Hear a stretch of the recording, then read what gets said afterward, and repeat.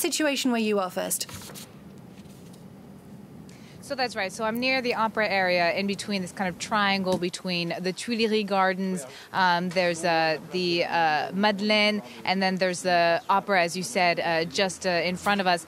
Just a few minutes ago, we had a movement of hundreds of people that were protesting at the Madeleine, where security forces fired tear gas and made them run and flee the area. The police forces are basically trying to push protesters more towards the east of the city, where some of the major train stations are located, like the Gare de l'Est and other stations like the Gare de Lyon, to basically incite people to leave, to go home, to put an end to this violence and mayhem in the city.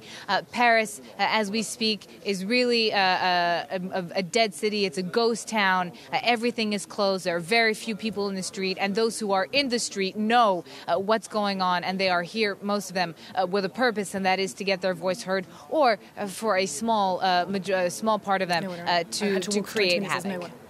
And we're talking about peak tourist season in the most central part of Paris. We were seeing the Christmas lights going on there on the Champs-Élysées.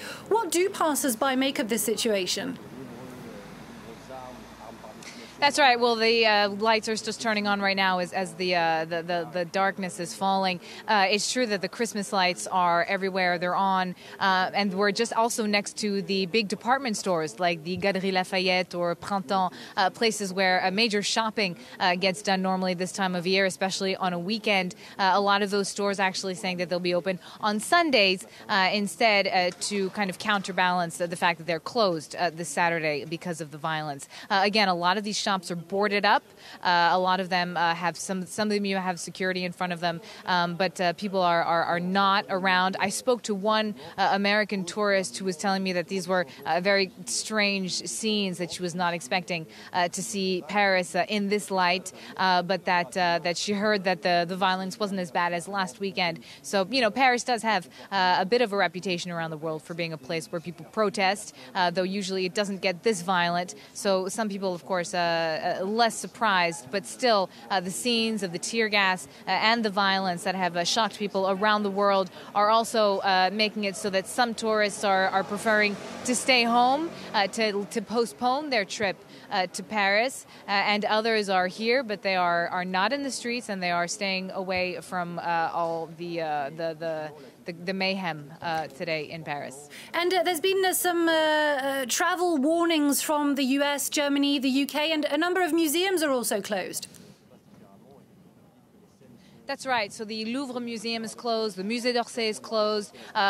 Several museums around the city are closed again. The big shopping centers are closed.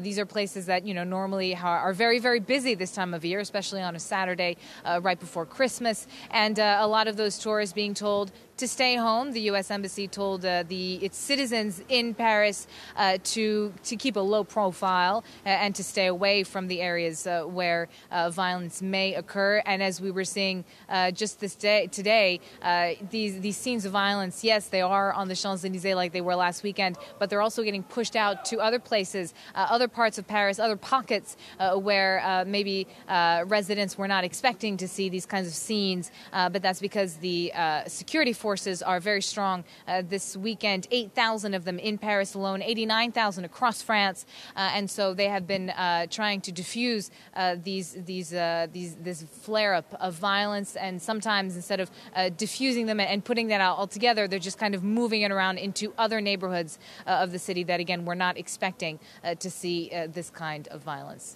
Shona Bhattacharya reporting there. Thank you very much for that update.